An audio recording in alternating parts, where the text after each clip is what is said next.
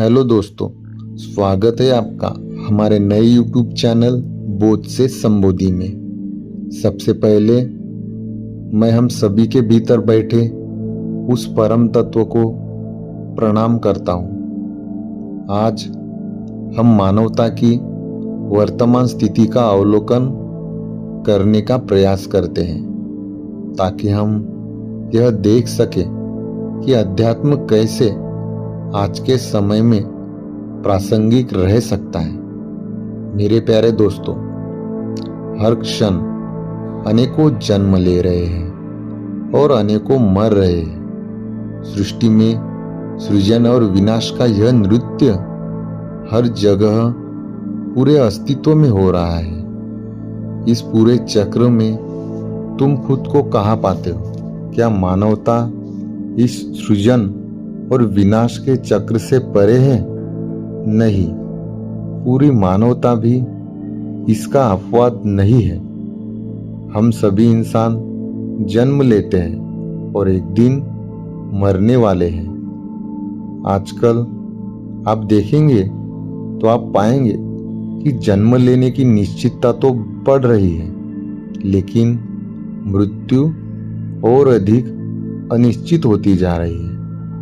जन्म और मृत्यु के बीच जो कुछ भी हम करते हैं उसे हम जीवन कहते हैं, लेकिन क्या हम वास्तव में यह सुनिश्चित कह सकते हैं कि यही जीवन है?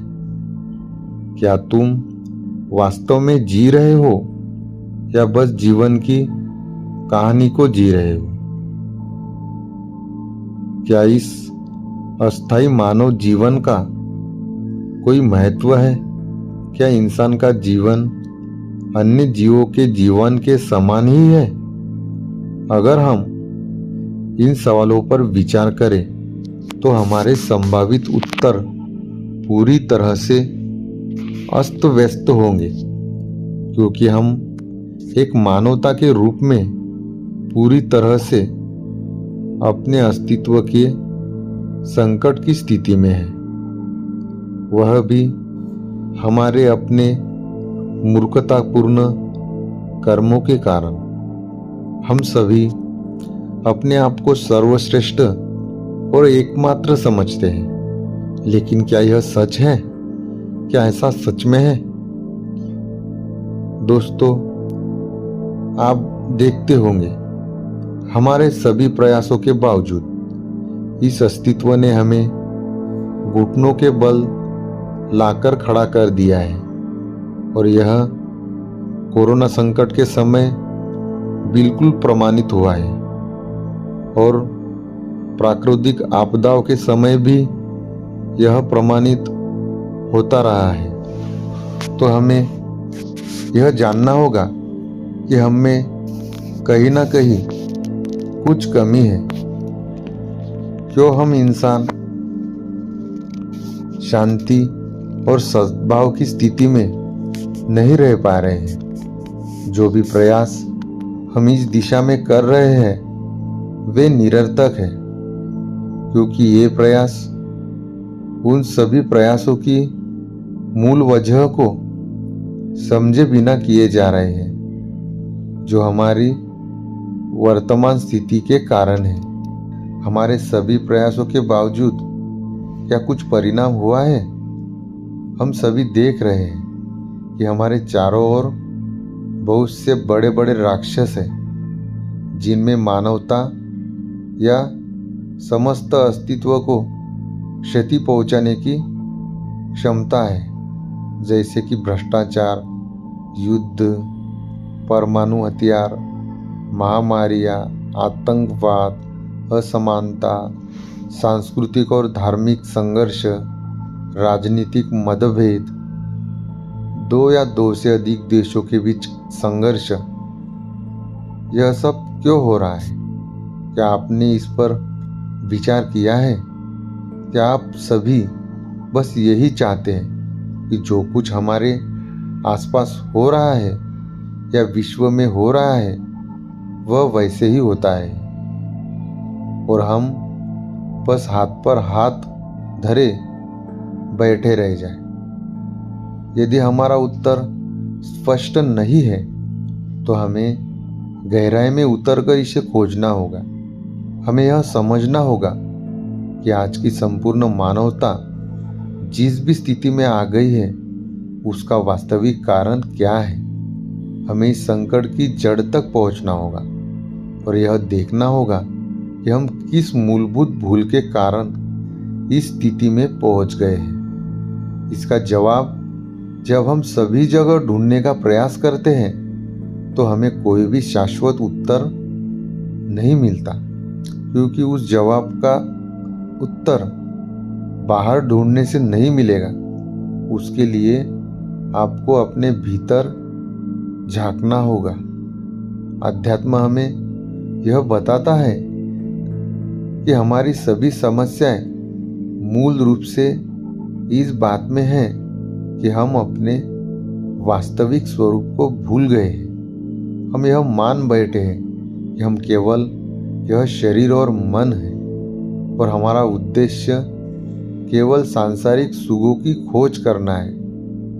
यही भूल हमारे आसपास हो रहे समस्त संघर्षों, दुखों और अशांति की जड़ है। हम यह नहीं समझ पाए कि हम इस नश्वर शरीर से परे कुछ और भी है जो असीम, शाश्वत, अपरिवर्तनशील और स्थायी है। जब हम अपने असली स्वरूप को भूल जाते हैं तो हम एक सीमित पहचान में बन जाते हैं। हम अपने शरीर को ही मैं मान लेते हैं। हम अपने विचारों, भावनाओं को ही मैं समझने लगते हैं। हम अपने रिश्तों, समाज, राष्ट्र और धर्म को ही अपनी पहचान मानकर उसी के अनुसार अपने जीवन को जीने लगते हैं।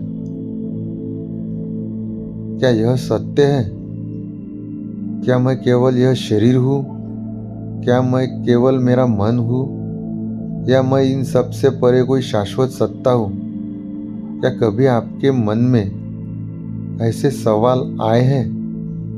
जिस क्षण हमने स्वयं को शाश्वत चेतना, जो कि हमारा वास्तविक स्वरूप है, उससे हटकर केवल शरीर और मन के रूप में देखना शुरू किया, उसी क्षण हमने अपने असली स्वरूप पर अज्ञानता का आवरण डाल दिया।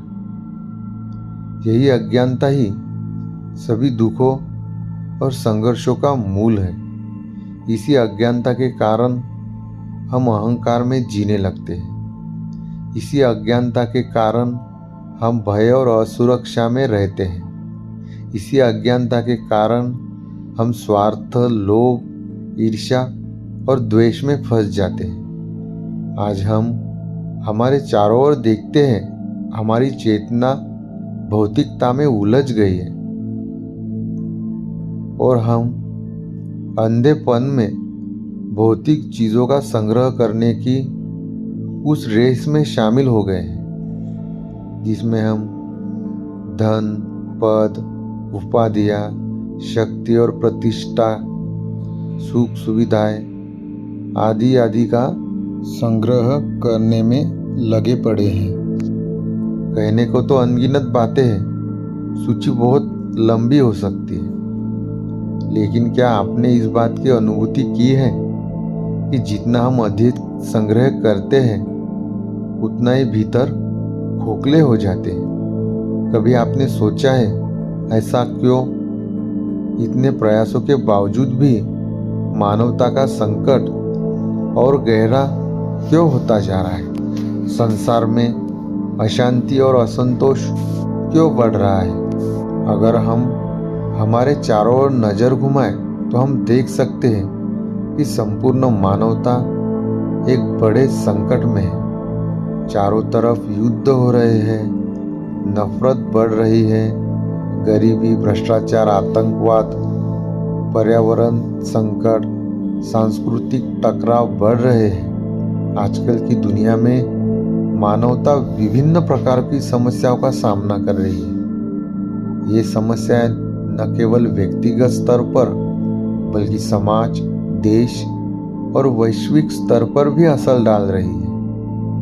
आइए इनमें से कुछ समस्याओं का हम अवलोकन करते हैं। सबसे पहले आती है मानसिक स्वास्थ्य संबंधी समस्याएं, जिसमें चिंता, डिप्रेशन और तनाव जैसे मानसिक विकार बढ़ रहे हैं। लोगों के अंदर चिंता और अवसाद के लक्षण आम हो गए हैं, खासकर सामाजिक दबाव और आर्थिक समस्याओं और आत्मसंवेदनाओं के कारण। उसके बाद विभिन्न धर्मों, जातियों और संस्कृतियों के बीच संघर्ष दिन ब दिन बढ़ रहा है। जातिवाद, धर्मवाद और सांप्रदायिक हिंसा आजकल के समाज में आम है। पर्यावरणीय संकट भी न भूतो न भविष्यति ऐसे संकटपूर्ण स्थिति में आज है। जलवायु परिवर्तन, प्रदूषण और प्राकृतिक संसाधनों की कमी जैसे मुद्दे धरती की स्थिरता को खतरे में डाल रहे हैं। यह समस्याएं न केवल प्राकृतिक जीवन के लिए बल्कि मानव जीवन के लिए भी गंभीर खतरा बन चुकी है। आर्थिक असमानता तो आज के समय की सबसे बड़ी समस्या के रूप में सामने उभर कर आ रही है। दुनिया भर में धन का असमान वितरण बढ़ रहा है। एक और जहाँ कुछ लोग अत्यधिक समृद्ध हो रहे हैं, वहीं दूसरी ओर करोड़ों लोग गरीबी, बेरोजगारी और भूखमरी से जूझ रहे हैं। आजकल हम देखते हैं कि लोगों में आत्म जागरूकता की कमी हो गई है। लोग अपनी वास्तविक पहचान से दूर हो गए हैं। वे बाहरी आभूषण और भौतिक वस्तुओं में खुशियां ढूंढ रहे हैं, जबकि अंदर से वे खाली और असंतुष्ट हैं। राजनीतिक अस्थिरता भी चरम स्तर पर है। अनेक देशों में राजनीतिक अस्थिरता, युद्ध और असहमति के कारण सामाजिक ताने बाने में टूटन हो रही है। सत्ता संघर्ष, भ्रष्टाचार और अन्याय भी बढ़ रहा है।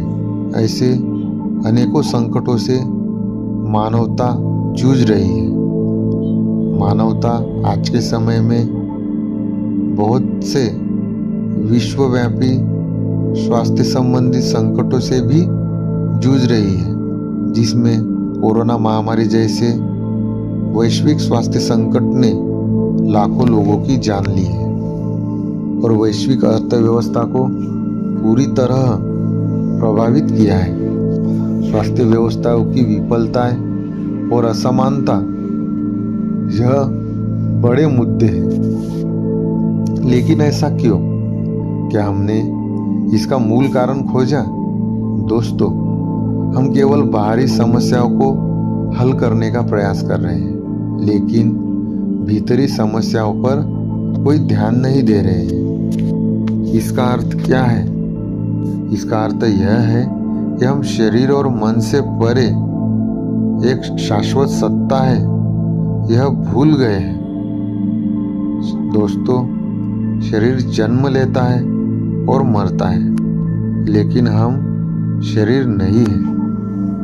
विचार बदलते रहते हैं, हम विचार भी नहीं है। भावनाएं भी आती और जाती है, लेकिन हम भावनाएं भी नहीं है। ऐसे समस्त भ्रांति रूप पहचाने जिनसे हमने अपने आप को जोड़ लिया है, उन सभी भ्रांतियों से जब हम मुक्त होते हैं, उन भ्रांतियों को त्याग कर और अपने सत्य स्वरूप को जब हम उपलब्ध होते हैं, तो हम इस बात की अनुभूति करते हैं कि हमारा वास्तविक स्वरूप सच्चिद आनंद है, शुद्ध चेतना है, जो कि परम आनंद का स्रोत है। तो आप कहोगे कि इस बात का समाधान क्या है?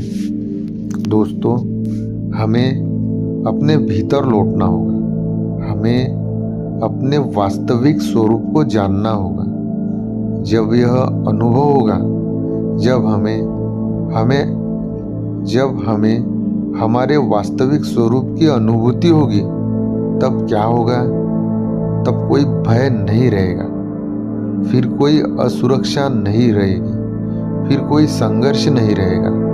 फिर जीवन शुद्ध प्रेम, करुणा और आनंद का स्रोत बन जाएगा। जब तक हम अपने वास्तविक स्वरूप को नहीं पहचानते तब तक यह संसार हमें भ्रमित करता रहेगा।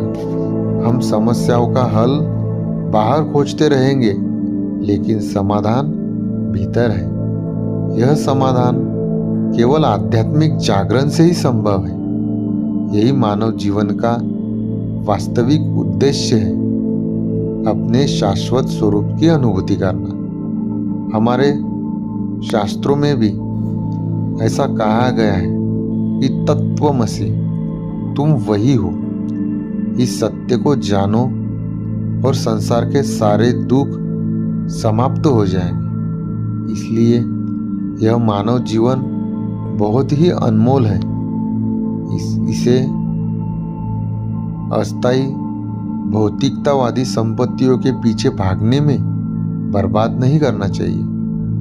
हमें इस बहुमूल्य अवसर का उपयोग अपने सच्चे स्वरूप का साक्षात्कार कर उस परम उद्देश्य की पूर्तता करने के लिए करना चाहिए, ताकि हम अपने वास्तविक स्वरूप में स्थित रहकर जीवन का जो स्वच्छंद प्रवाह है उसके साथ बह सके और अंत में उस परम चेतना रूपी सागर में अपने आप को विलीन करके संपूर्णता को उपलब्ध हो जाए। आज के लिए बस इतना ही। बने रहे आपके अपने YouTube चैनल बोध से संबोधि में। दोस्तों, आपसे एक और गुजारिश है, अगर आपको हमारे वीडियो पसंद आते हैं तो हमारे वीडियो को लाइक, शेयर और हमारे चैनल को सब्सक्राइब जरूर कीजिएगा। अगर आप भी इस प्रवाह में हमारे साथ जुड़ना चाहते हैं तो इस वीडियो को ज़्यादा से ज़्यादा लोगों तक शेयर करें, ताकि वह भी इस ज्ञान का लाभ उठा सके। अगले वीडियो में हम मनुष्य जीवन क्यों दुर्लभ है इस बात का अवलोकन करने का प्रयास करेंगे। बने रहिए हमारे साथ। धन्यवाद।